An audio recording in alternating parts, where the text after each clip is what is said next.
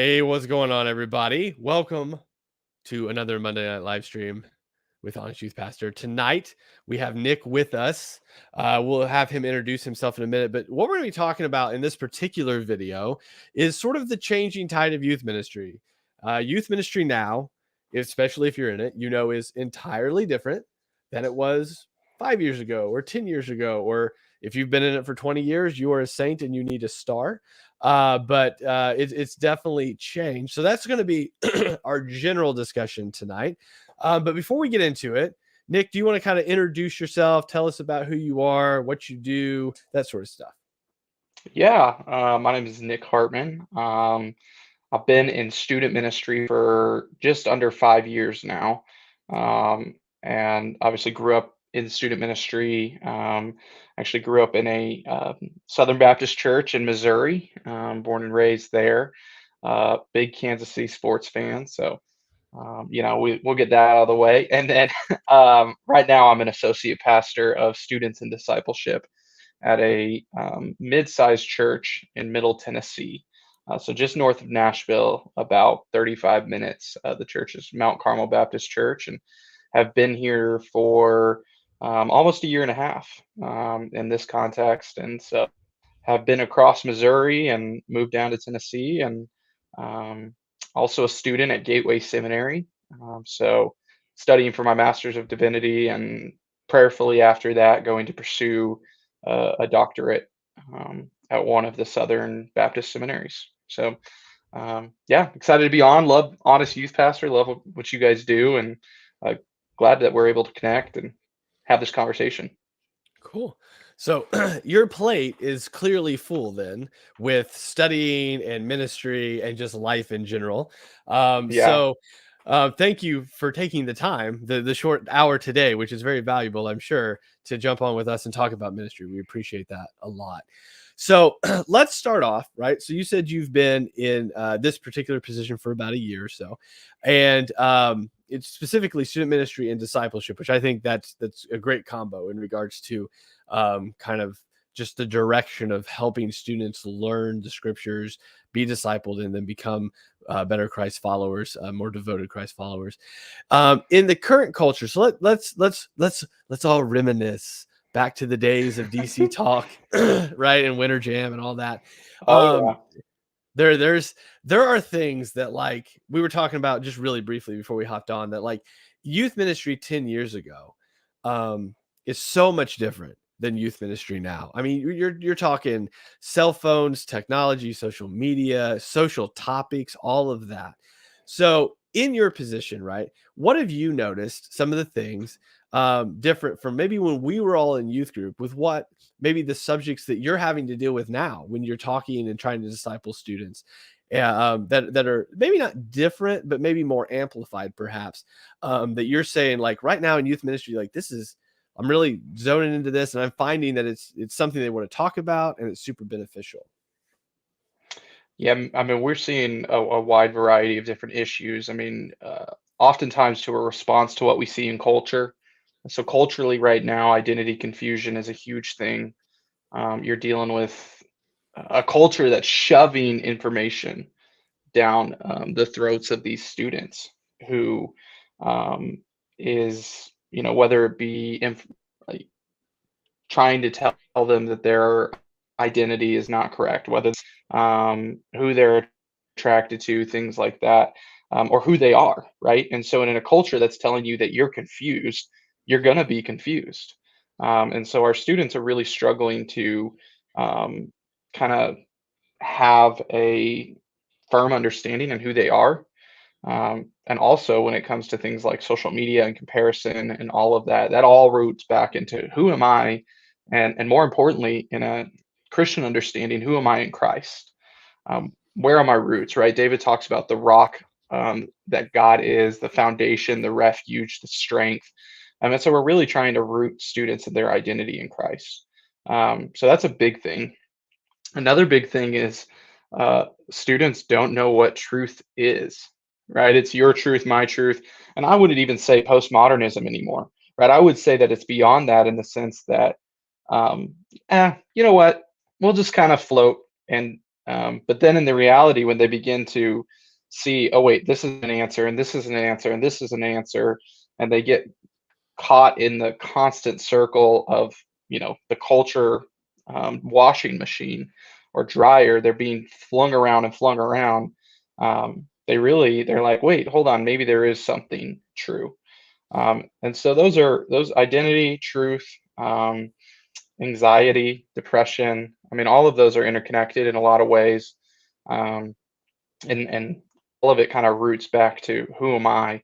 And so that's really what we're seeing, more so than, like, when we used to be able to come in, play a game, have a quick message devotional. One of my favorite scenes is in Soul Surfer. If you guys, there's a scene where they're about to go on the mission trip, and I think this so perfectly encapsulates youth ministry in the early 2000s, is a sense that, like, hey, we're going to play this game. You're going to recognize that this is a walnut, and then here's an encouraging verse of Jeremiah 29:11, and here is the mission trip that we're about to go on. Now that isn't always true. I know there's plenty of student pastors who have labored hard for years to root their students in truth, but that kind of is the vibe that people got, and that just doesn't work anymore. That so those are kind of things that we're seeing. Yeah. So I think that I love that you brought that up, that doesn't necessarily work anymore, because when I talk to um, other student pastors that maybe do try that, what they found is, like, the kids just don't show up anymore. They're not interested, or they're just on their phones the whole time. Because again, that's just simply not how they are sort of connected to each other anymore. So what are some things that you found incredibly helpful, right? In regards to saying, okay, well, we know that this is the problem then. So identity is the issue. They clearly have just 1,000 messages coming at them at the same time. Most of them, I would say, I mean, I'm just taking a stab in the dark here, but I would say most of them, a good percentage of students in student ministries probably come from broken homes. So there's just a whole another element on top there. Like, so what are some things that you and your team have found that have been incredibly helpful to say, hey, so here's the issue. We know what the issue is. What are some innovative ways that you said, this is how we're going to maybe combat this then? So it's an identity issue.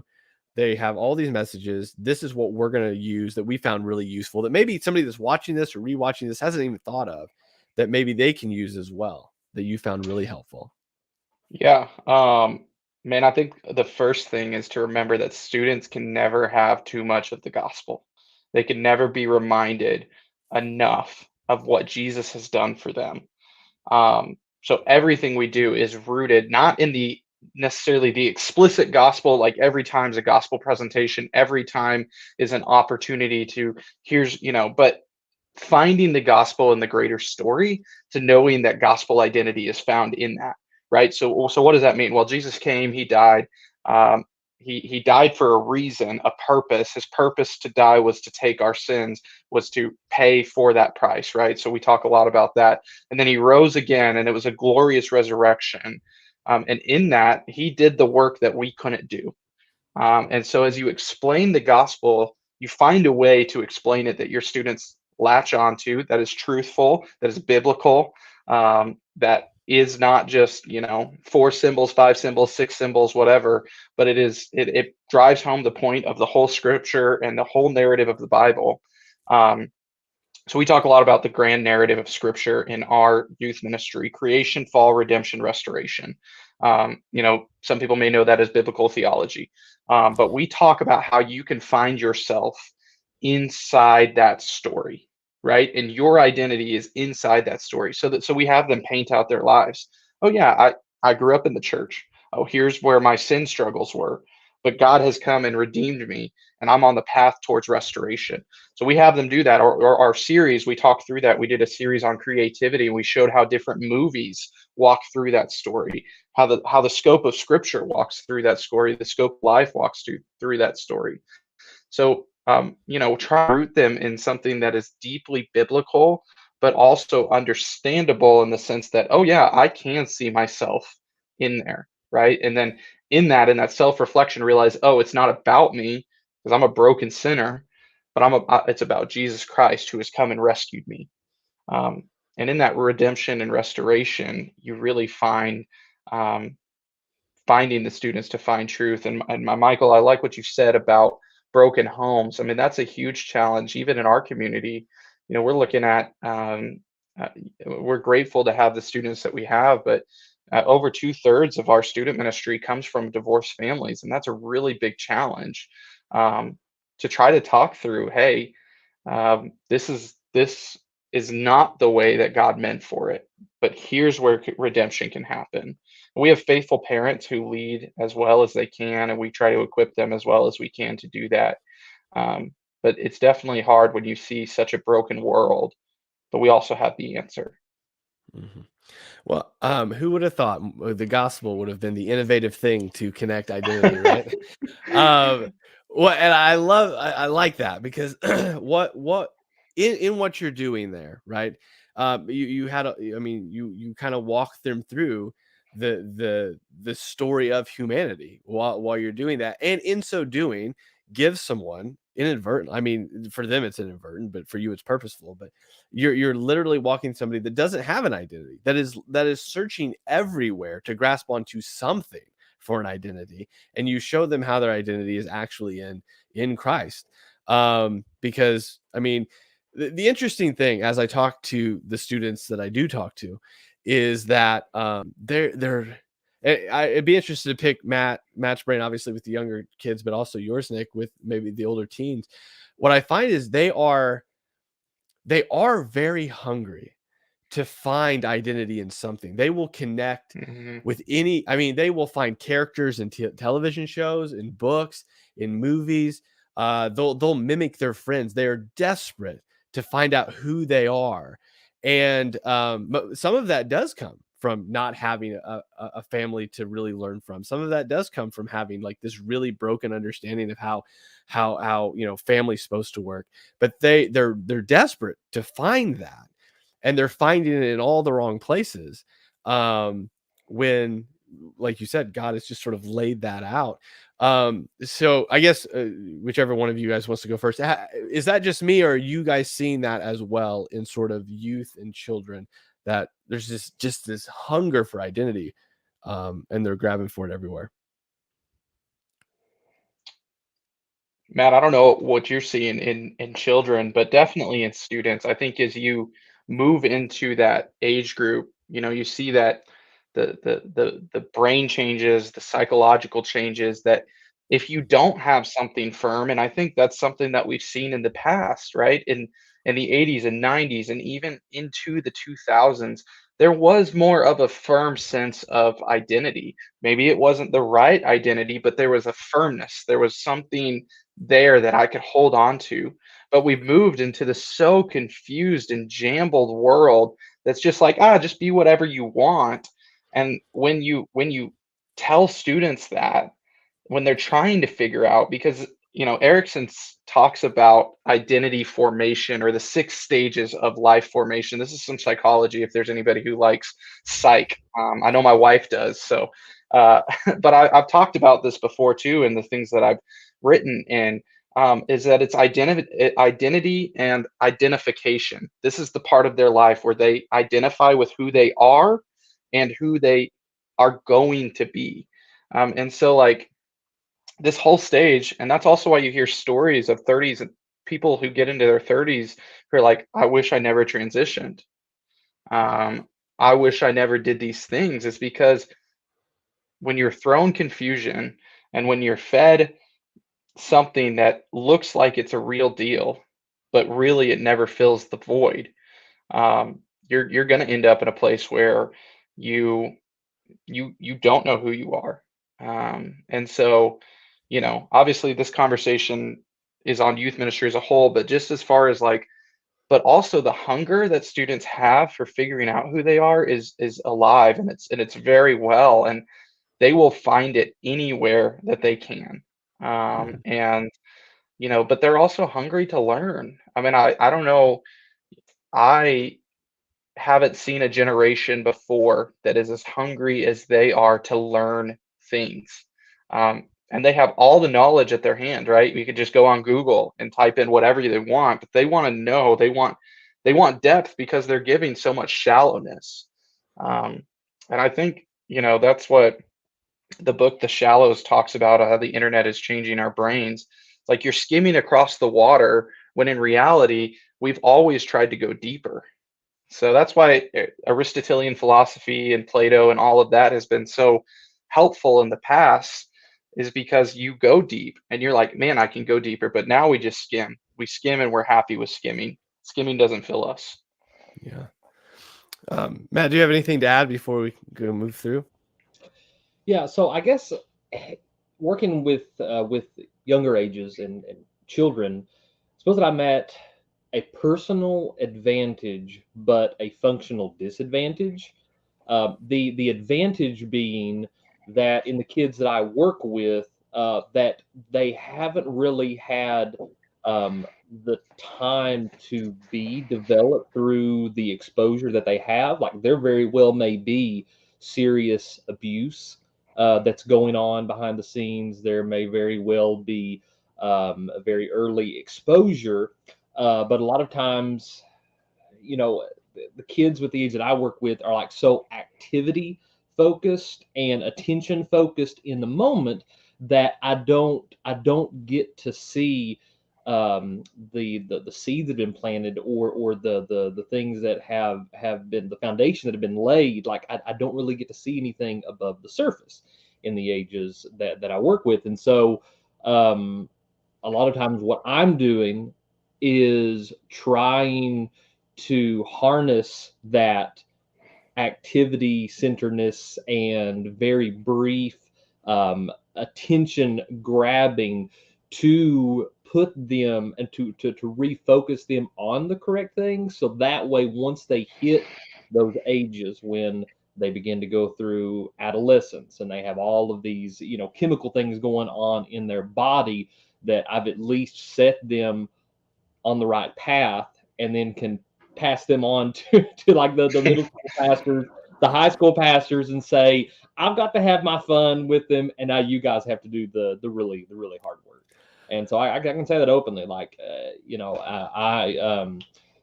hats off to the people like you guys who work with those older ages, who are seeing the first fruits, the ripening of what has been happening throughout childhood beginning to come to the surface. And I mean, kids are different. Some kids, you can see things, some of it will come to the surface, but overall they're just such in that budding stage. A lot of them don't have access yet, thankfully, to things like smartphones and unrestricted access to the internet, and activities outside the classroom where the teachers aren't just right over top of them. So like I said, personal advantage in some ways, but overall functional disadvantage for me. Yeah. Well, there is a switch that seems to flip around the 12, 13, 14 age. And it's just the whole personality changes. Like, it'll go from like, hey, everybody, I like crayons, to all of a sudden, like, I'm a brooding teenager. Like, I don't know what happens there, but something switches. So on that note, I want to carry on something you said earlier, Nick. So, we have sort of a generation now, like you said, that is hungry for information, really skimming across the top of it, searching for identity, probably more so than, you know, eh, maybe not any generation before, but they have access to more information than anybody else has had before.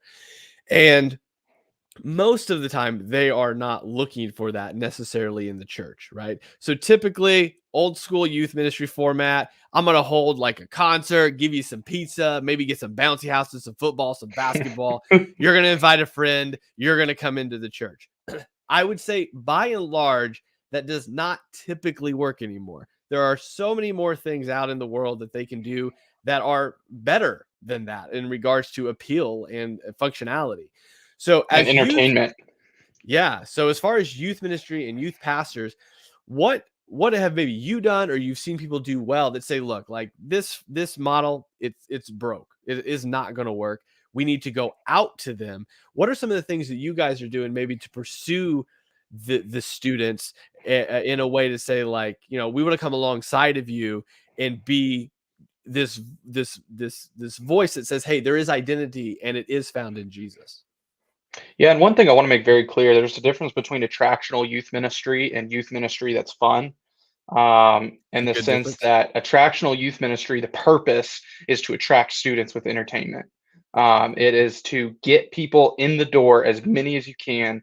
And that was a model for a very long time because that's the way that people came. Youth ministry can still be fun and can still be fun with learning. I mean, we played a Jeopardy game when we did a discussion on world religions, and I almost lost my life because I played the Jeopardy game wrong. Uh, these kids, but they were giving me every single answer, and they were telling me all of these things, and it was like, okay, they are listening, they are hearing, they are knowing, they want this stuff. But as far as like reaching students, man, it's all about right now. It's about relational development and relational equity. I see Tammy, who's watching. She said that sixth graders, as a teacher, they've never listened so closely when you talk about life issues. Students want to know that you care about them, and caring about them may look a little bit different than it's used to as well, right? It may not be just showing up to the school one day a week. If your school still lets you show up, thankfully I'm in a place that does. But it's investing in relationships one at a time, and developing relationships with students, and realizing it's not about getting 100 kids in your door. It's about relating and developing and discipling and growing one, two, three, four, and training people who are going to go and do that. Because the reality is, um, I think Jesus was onto something when he had the relationships that he developed with his disciples, who then went and got and started the church that we know. I mean, y'all talked about church history on the last discussion, but just in general, like there is something about developing relationships with students, showing that you care, and that's how I have found more students bringing more students. Sometimes Mhm. you'll be lucky and you'll end up in a church that just has great families that do that. But when you show that your students that you care about them and love them and want what's best for them, they're gonna start bringing in their friends slowly. And I'm always for, and I would always encourage the slow growth. The rapid growth is not sustainable. The slow growth is sustainable, and we're seeing that in our student ministry right now. Um, with each student, just bring, hey, one friend at a time, right? And getting to know them and getting to love them and care for them, instead of throwing these big events and doing these big things. Now we still do events, we still have fun. I mean, I got slip and slide soccer coming up this summer. It's going to be a great time, but the purpose is not for um, everybody in the community to come out to this event. The purpose is to remember that we can have fun, that we can know who we are, and that we can, focus on the relationships that we can develop with one another. Relationships are the biggest thing with this generation. They need to know that people love them, and they need to know who those people are, and they can spot a fake from a mile away. Mhm. Generation Z, with Alpha generation or whatever the new generation is, they know that. And I just really try to be faithful in the care that I provide to the students, even of our children. Investing in those relationships in early years is so important, and that's why the future of ministry is in the local church, and it's equipping coaches, and it's equipping parents, and it's equipping people who are going to be able to be a part of the relationships with their young people.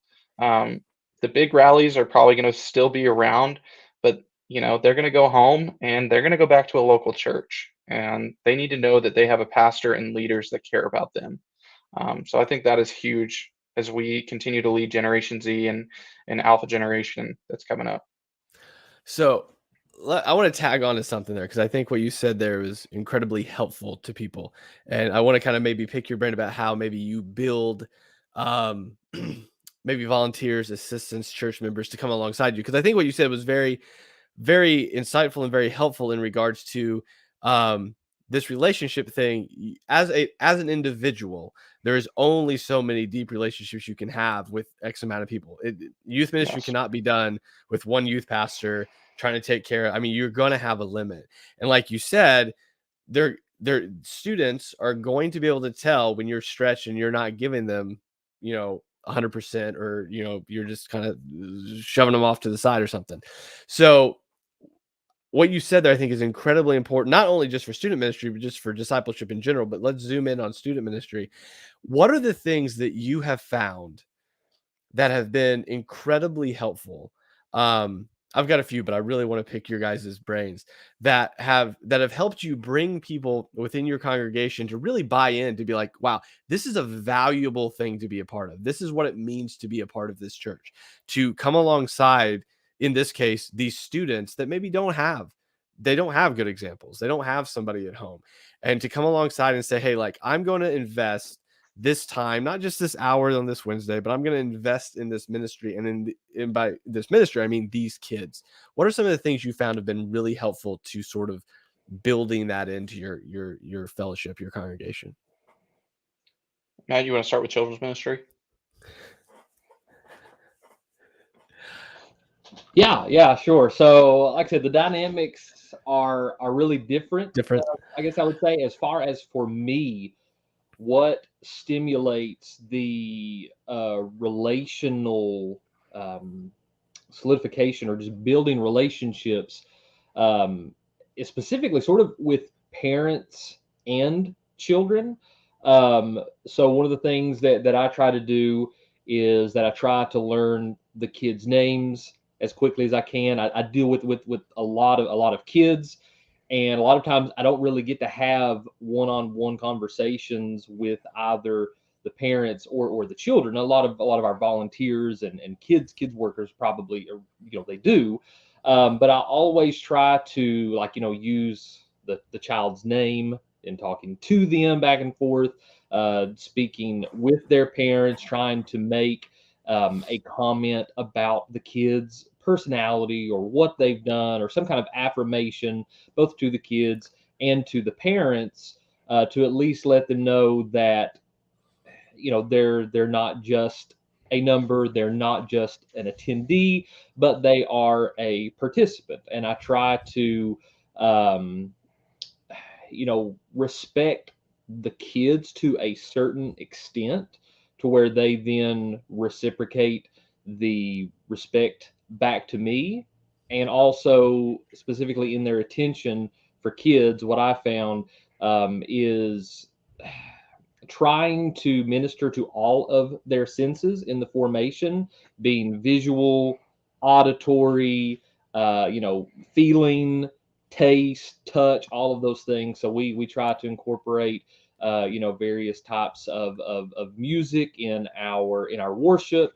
We of course provide food, snacks, not necessarily pizza like I guess the older ones like, but it's more cookies, juices, juice boxes, things. Get some like gummies in there. Yeah. Oh yeah. No, gummies are great until they drop off. They still love it in middle school and high school. Oh well, that's true. That's true. And then of course, like the hands-on activities and crafts. And so a lot of very hands-on, attention grabbing, a lot of visual, audible, trying to think of like the word for movement. Can't recall the specific word for that, but just trying to incorporate all of the senses. And in doing those things, that has helped me a lot, at least from my angle, in developing that kind of relational interchange. Real quick, Nick, before you start, Matt, I have a question. How many times do you get bit per week? Well, a lot of the kids have discovered not to bite me, because I will bite back. Oh, So, okay. Well, hey, it solves the problem. Good. Okay. Also, don't call Matt's elders, because apparently he's biting children. I'm just kidding. I do not bite back, but I do get bit. I mean, it's definitely not a weekly occurrence. When I worked in the public school system, I worked with special needs children, so it was a daily occurrence. Yeah, daily. Okay. Bitten, attacked, all kinds of good things in that. At the church, thankfully, that doesn't happen as often, but we do have those things. You really just got to roll with it, because With the bites. kids, Yeah. Kids will say the most insane things. They will do the most insane things. They will be completely and utterly honest. Like the other morning, I had one kid, say that I looked like an Oompa Loompa, which I kind of do. And then like all of the kids started calling me the Oompa Loompa. So I was just an Oompa Loompa for that morning. So I walked around like doing a little Oompa Loompa dance, To going up be and down. fair, Head to into be it. fair, teenagers are not much different in that regard, really. No, they just know how to attack you more personally. I think it's John Yeah, Mulaney it's who like made the more joke of a about, soul. Yeah. yeah, he's like, middle schoolers just attack you where it hurts. I can see Yeah. that. I can see that. Yeah, the amount of times they get called bald because they know that annoys me. So that's where they go first, just to the heart. So, Nick, to follow back to get to more of a serious note, away from Oompa Loompas and biting, how do you develop those volunteers to help those relationships in youth ministry? Yeah, the big thing that we fight against, and I think other people fight against, is that youth ministry is a young guy's game. We'll let the 25-year-old or the 22-year-old or the 18, 19, whatever year old handle that. But the reality is, if it's always young people, then are we really doing what Titus 2 tells us to do? Older women teach younger women, older men teach younger men. I mean, it is important to get somebody who has energy, who has an ability and a love for students, but that age doesn't matter. We have a wonderful 80-year-old man who comes in and sits in our student ministry and invests in our students every couple weeks. But everybody knows him, and he's a great man, and he loves the Lord and loves our church and invests deeply into our ministry and the church. And so um, we encourage him to. I always joke. I say, "Hey, you want to come to the lock-in?" But he's not coming to the lock-in anytime soon. But just one is just reminding people that it is not a young person's game. It is the church. It is um, a whole church, right? If we're going to teach teenagers that it's not just youth ministry to be involved in, but to love the entire church, and to be members, active members in the entire church, then we need to be teaching the entire church to love youth ministry. And so that's the first thing that usually has to fall in a church is the mindset that only young people can do this. The second thing that we find is finding people that realize that the teenage years are probably some of the most formative years of a young person's life, and as they come into their future, statistically we look at things that say, somewhere along the lines of 57 to 60% of people come to know Christ before the age of 18. And Mhm. so in that is a pretty big opportunity to sow seeds of investment, to say yes, to what Jesus has called you to do. So we take a threefold approach here. We ask the parents to serve during one semester, or an event if they can.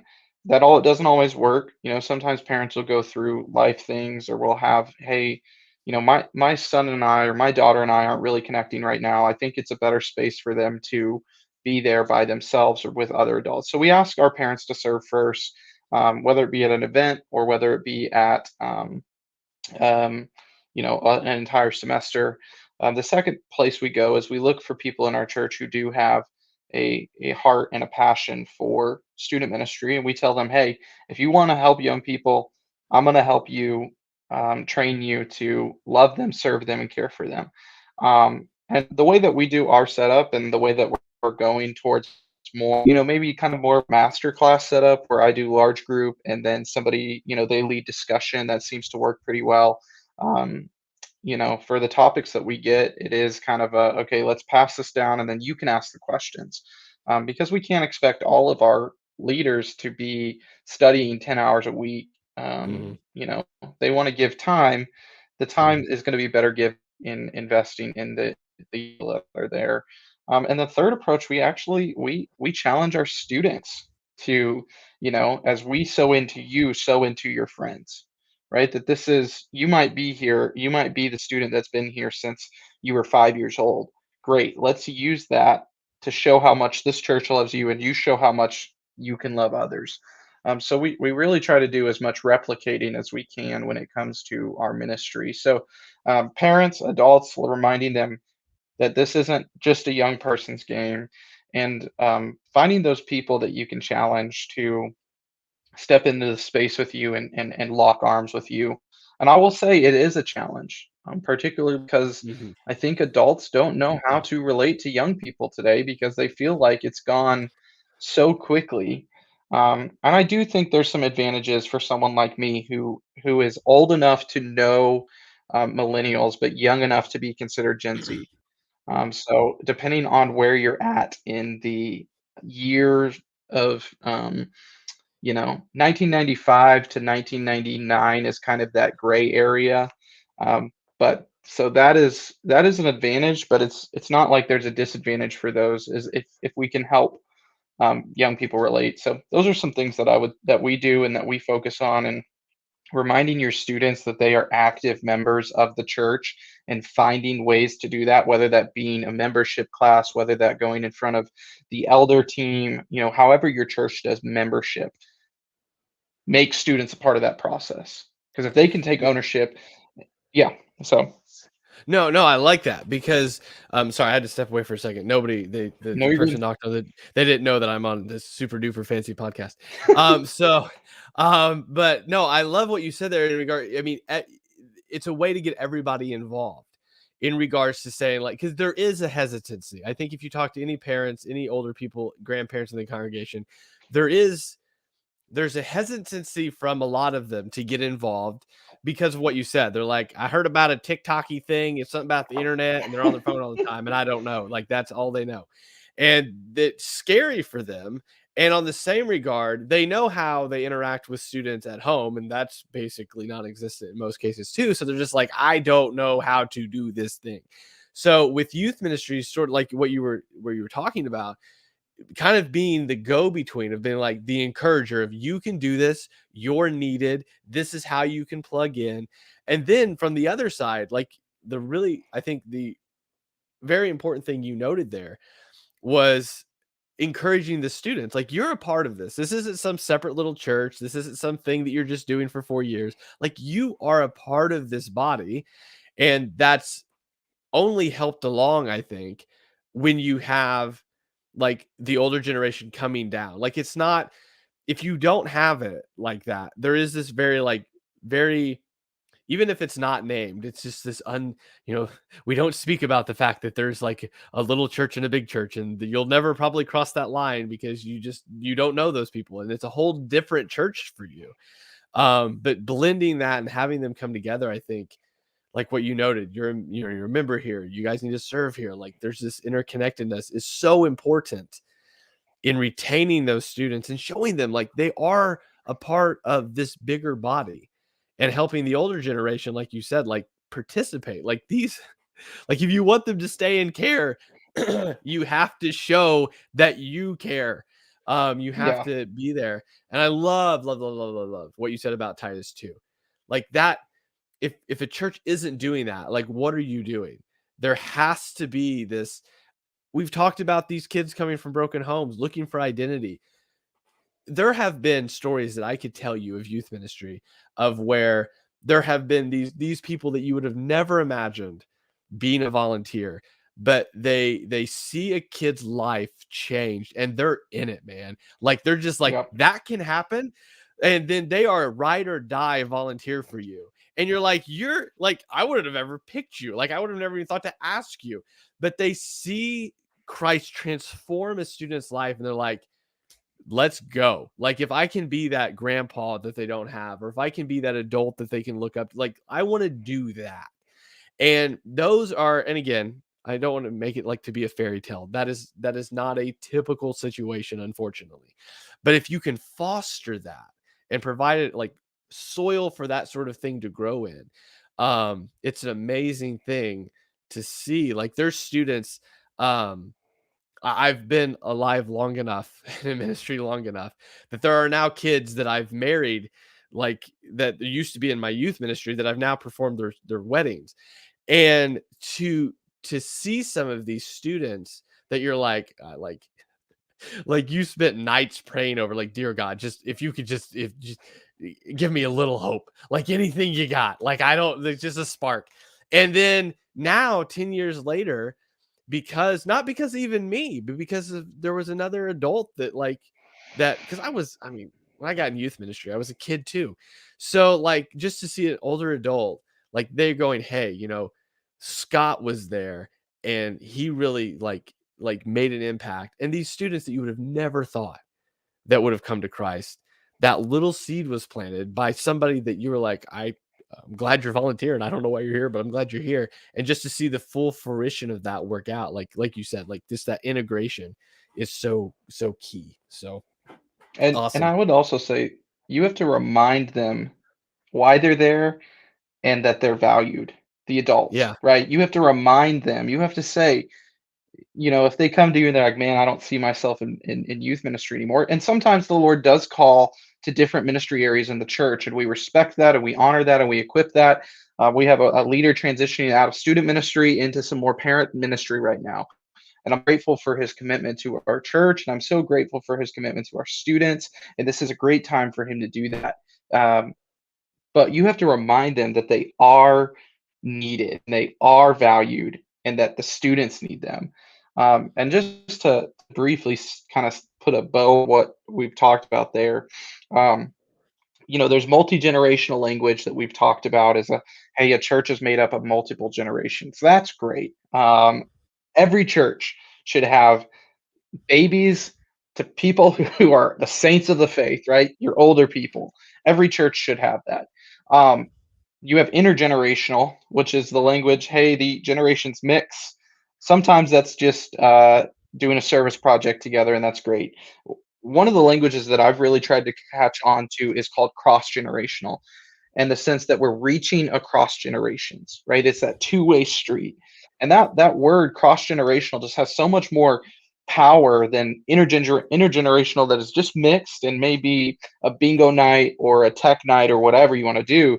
But cross generational is we're reaching across generations to grow together and learn together. Mhm. Yeah, no, I like that.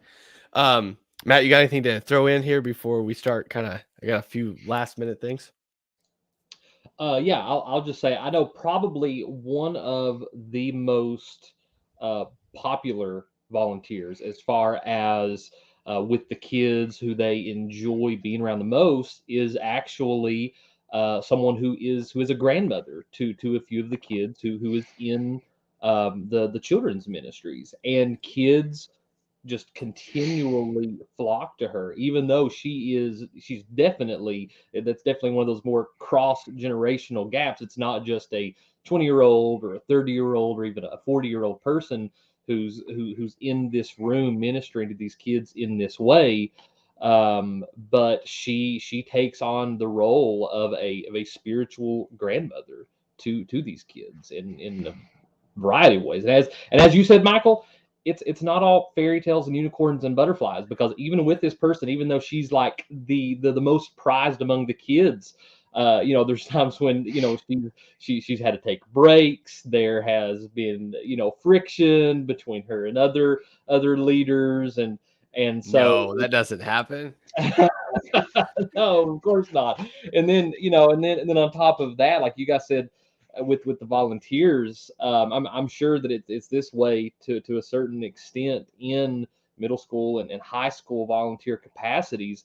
But like a lot of the parents, even the parents who are faithful members of the church, like basically refuse to volunteer. There are some who are more outgoing who actually volunteer themselves, some who respond well, but the majority are just like, no, I can't do it. Like I bring my kids, drop them off to you so that you guys So that can I don't take it. have to do that. So I Yeah. don't have to do that. Yeah.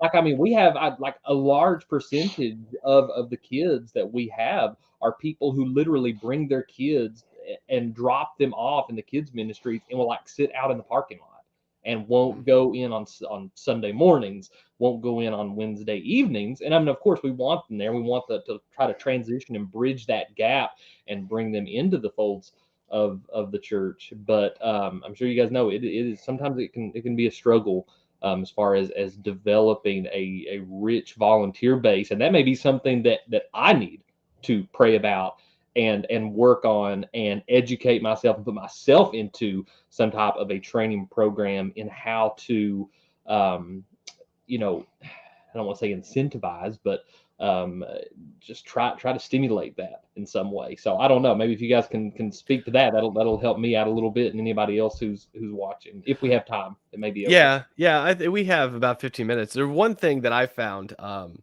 that I wish I would have thought of and could take credit for, which I can't. But the church that we go to now, there is a children's ministry director, and the way it works, and they do a similar thing in the youth ministry, though it's not quite the same, but it's very similar. Where literally because what was happening was every Sunday it was the same people doing children's ministries and like the youth ministry stuff, and they were just getting burnt out. They never could even go to service. Like they literally just came to church to do children's ministry. So they worked out a schedule that's I believe it's a 2-month rotating schedule, to where they have enough volunteers that have said I can give one Sunday to do children's ministry. And basically what happens is the director gets all the information together, gets all of the lesson together. They have it far in advance, so if they want to look over it, they've got it, though it's not anything obviously too technical for children's ministry. But then they have it all. Basically it is, you are volunteering your time. I'm going to give you the information for you to look over, to pass out, and you're giving one Sunday up a month or every 2 months, so that you are able to really volunteer your time into the church, into these children. But at the same time, you're able to participate in the actual gathering of worship, which has been, for my wife that did a lot of children's ministry for a long time, a breath of fresh air, because you're so used to, this is what you do every Sunday. And that can vary. I mean, I think anybody can acknowledge that wears on you. You're like, why? I don't go to church to even go to church. I go to church to sometimes it feels like babysitting every Sunday, and I don't get to participate in the worship gathering. So it's genius. I wish I would have thought about it, but it's a rotating structure, and they don't even have to come up with the lessons. They're handed that material and said, okay, you have obviously some play in the crafts and the snacks, but in general, this is what you're teaching. And then it's a very similar thing for youth ministry in regards to they do something very similar to like what you said, Nick, as far as the lesson, and then it's broken down into like groups teach through it. So it's a lot more intentional and one-on-one. And then once a month, we have on Wednesdays, a gathering where we all come together for a meal, and then the youth pastor, he gives the lesson to both. Now, again, I don't want to sell this as a fairy tale.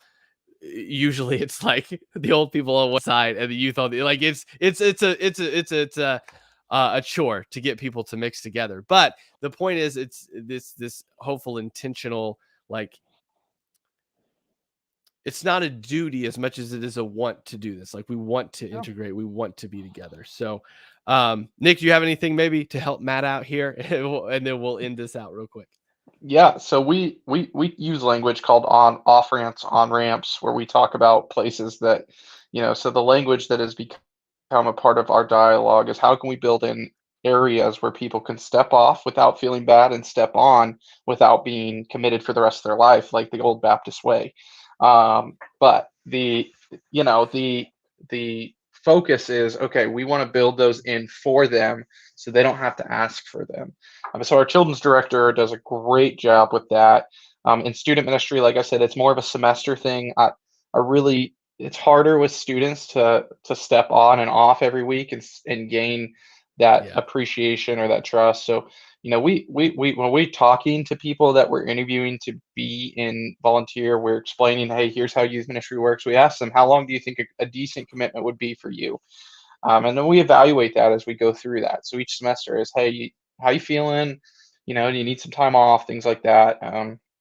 So just letting your volunteers know that that you care about them and want them there, and that there are places for them to step on and off is super important. So part of that's a language thing. People get the whole, oh, I go on an off ramp to get off for a time, but then I want to get back on. So having breaks, things like that. That's what we kind of do. Nice. Okay, so we are running out of time here. But before we tie up, there's clearly 1,000 different things we could have talked about. Of course. It's always really interesting to have these free flowing conversations. I love it. Hopefully, the people that are watching are benefiting from it. But as we tie up, clearly we didn't cover everything. Maybe somebody was like, I really like that idea. I want to talk to Nick more about that. Where can they find you? We'll put obviously all this in the description, but where can they find you to maybe be like, hey, I'm a youth pastor, I want to connect with you, or hey, something you said I really liked and I want to pick your brain about it. Like, where can they find you? What are some links that we can send? Yeah, I'm on Twitter and Instagram. The same username, Nick_Hartman1. I've had that since I was a middle schooler, so that's fun. Hold on. You picked your name as a middle schooler and not like Poopmaster52? Like you picked your Yeah. name. Well, so my email was Baseball Mountain 23, but I changed that. But the Twitter name, part of my story too is I thought I was going to go into sports journalism, so I was like, I want a professional Twitter and Instagram name. So that's where that came from. But Nick_Hartman1, shoot me a follow. Love to talk. Love connecting with student pastors. I also write for Youth Pastor Theologian, which is a great resource for anybody who's interested in the bridge between theology and student ministry. I am beginning to write for Rooted Ministry. Rooted Ministry is a very focused youth ministry. They got curriculum, they got parent resources, they got student resources. And so I do some writing there. You can go to our church website and connect with me through my email as well. It's mountcarmel.cc if you wanted to look more. But Instagram and Twitter are probably the best ways to connect to me. But if you are like, man, I want to do theology more in student ministry, or I want to train leaders. We were talking about training leaders. This book by Mike McGarry is a huge help in that. It's Lead Them to Jesus. And it's the first section is all about theology and biblical truths. So it helps you teach that. So your volunteers are rooted, and then practical help for youth ministry. And so any youth pastor looking for a great resource on training and developing leaders, this is your go-to. Love this book, love this man. And but Youth Pastor Theologian, Rooted Ministries are all great. And super helpful for me. And then, yeah, just connect with me on social media, and I would love to talk more. Awesome. Good deal. Well, Nick, thank you for giving us your time this evening. I very much appreciate it. I think that there was a lot here that I would encourage people to contact Nick. I mean, there's so much more we could have unpacked in an hour. An hour is not nearly long enough to talk about this subject, but I think we've scratched the surface. As you said, we've skimmed it. If you want to go deeper, go ahead and get a hold of him through those handles. We'll put those down in the description here, hopefully pretty soon. So guys, thank you. If you found this helpful, make sure you like it, you share it, you do all the cool things. You know how YouTube is. You got to feed the algorithm. And if you don't feed the beast, well, no one knows about you. So if you found this helpful, make sure you like it, comment, all that cool stuff, guys. We will talk to you next Monday. See you later.